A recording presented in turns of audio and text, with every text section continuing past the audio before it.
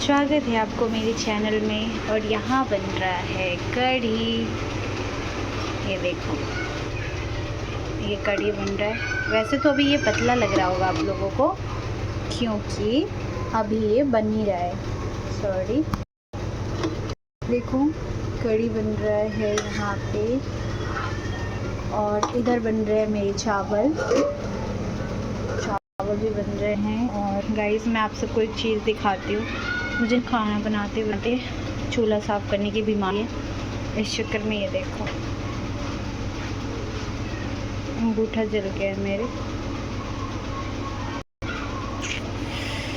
ये देखो, दूर से दिखेगा आपको, पास से तो शायद ना दिखे।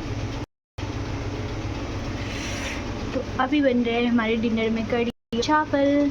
आप सब कमेंट करना कढ़ी किस किस का फेवरेट है। मिलते हैं नेक्स्ट वीडियो में। Thanks for watching.